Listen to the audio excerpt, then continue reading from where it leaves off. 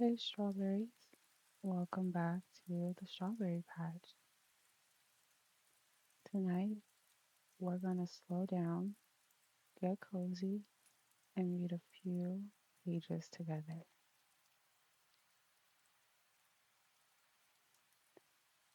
We're going to be reading chapter 2 of The Secret Garden.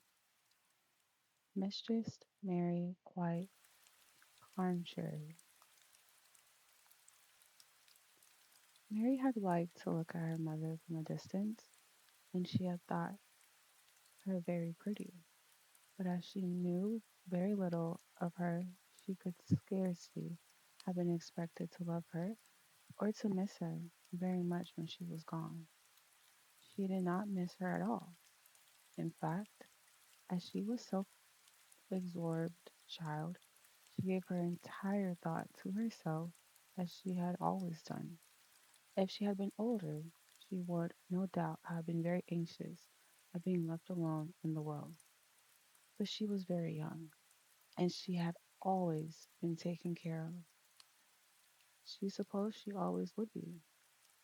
What she thought was that she would like to know if she was going to nice people who would be polite to her and give her own way, as her ayah and the other native servants have done.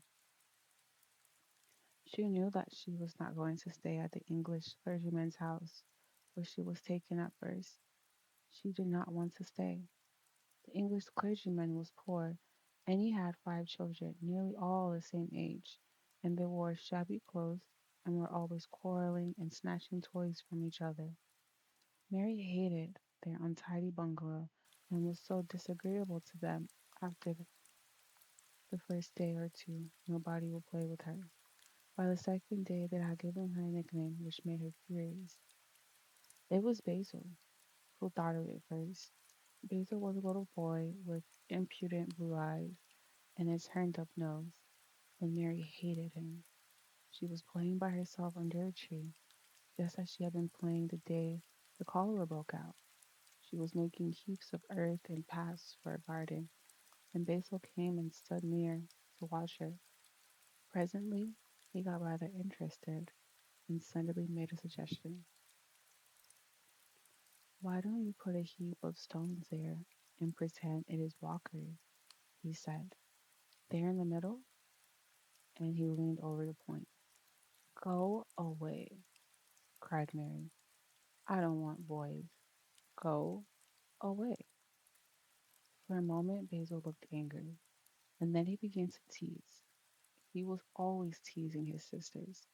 He danced round and round her and made faces and sang and laughed.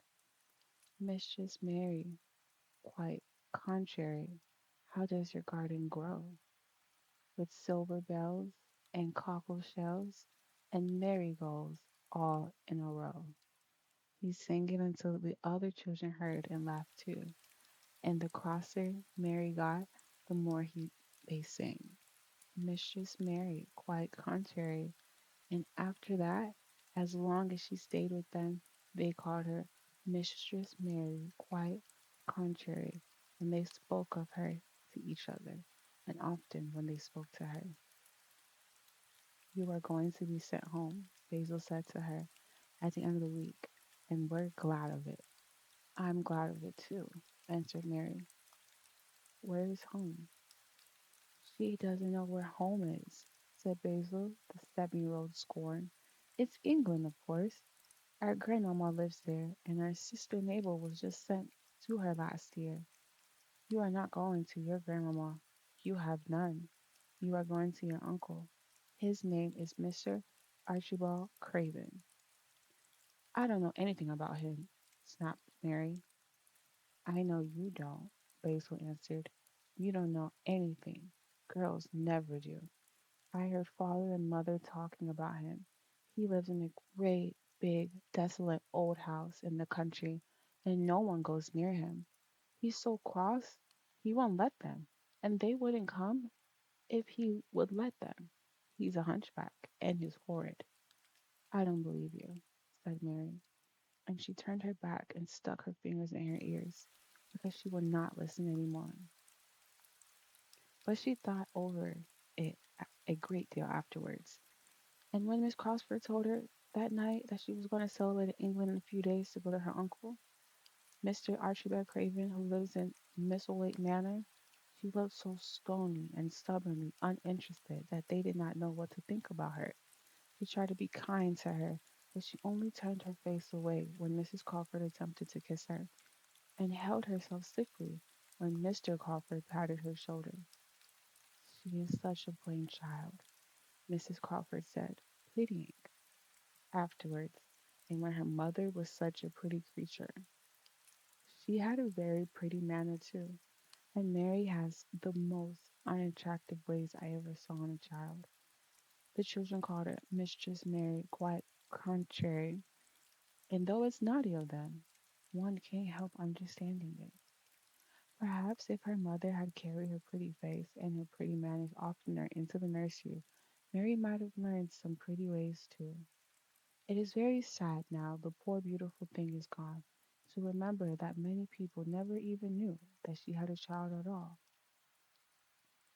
I believe she scarcely ever looked at her, sighed Mrs. Crawford. When her ayah was dead, there was no one to give a thought to the little thing. Think of the servants running away and leaving her all alone in a deserted bungalow. Colonial McGrew said he nearly jumped out of his skin when he opened the door and found her standing by herself in the middle of the room. Mary made a long voyage to England under the care of an officer's wife, who was taking her children to leave them in boarding school. She was very much absorbed in her own little boy and girl, and was rather glad to hand the child over to the woman Mr. Archibald Craven sent to meet her in London. The woman was his housekeeper at Misselthwaite Manor, and her name was Mrs. Medlock. She was a stout woman, with very red cheeks and sharp black eyes. She wore a very purple dress, a black silk mantle with a jet fringe on it, and a black bonnet with purple velvet flowers which stuck up and trembled when she moved her head. Mary did not like her at all, but as she was very seldom liked people, there was nothing remarkable in that. Besides, which was very evident, Mrs. Medlock did not think much of her. My word, she's a plain little piece of goods, she said. And when we heard that her mother was a beauty, she hadn't handled much of it down, hasn't she, ma'am? Perhaps she will improve as she grows older, the officer's wife said good naturedly. If she were not so shallow and had a nicer expression, her features are rather good. Children alter so much. She'll have a good alter a good deal, answered Mr. Medlock. And there's nothing likely to improve children at Misselthwaite, if you ask me. They thought Mary was not listening because she was standing a little apart from them at the window of the private hotel they had gone to. She was watching the passing buses and cabs and people, but she heard quite well and was made very curious about her uncle and the place he lived in. What sort of a place was it? And what would he be like? What was a hunchback? She had never seen one. Perhaps there were none in India. Since she has been living in other people's houses and had had no ayah, she had begun to feel lonely and to think queer thoughts which were new to her. She had begun to wonder why she has never seemed to belong anywhere, even when her father and mother had been alive. Other children seemed to belong to their father and mothers, but she had never seemed to really be anyone's little girl.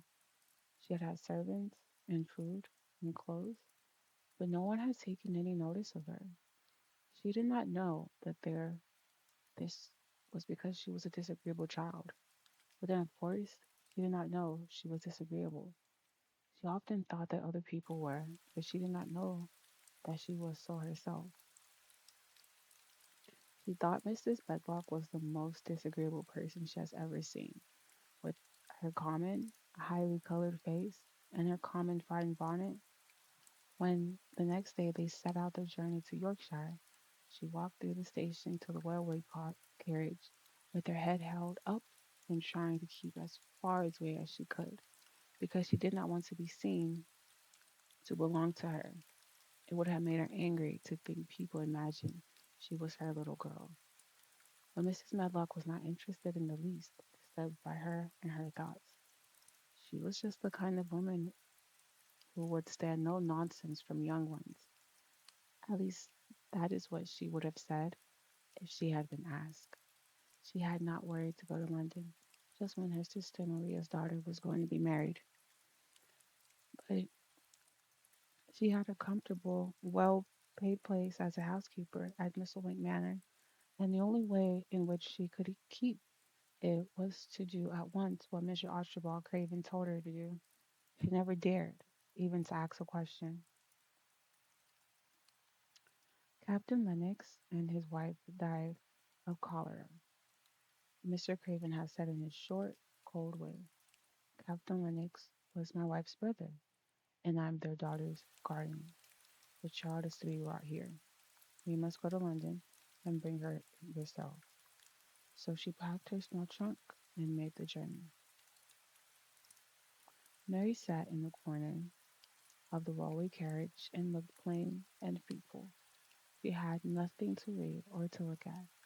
She had folded her thin little black gloves in her hand in her lap.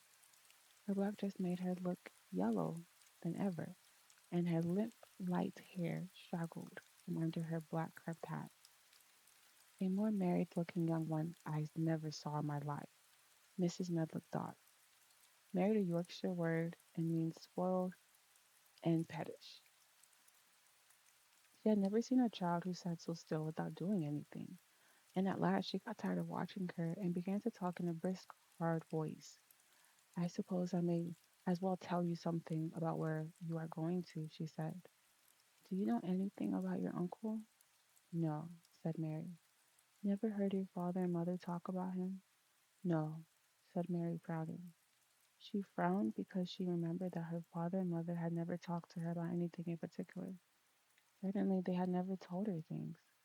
Hmm, muttered Mrs. Medlock, staring at her queer, unresponsive little face.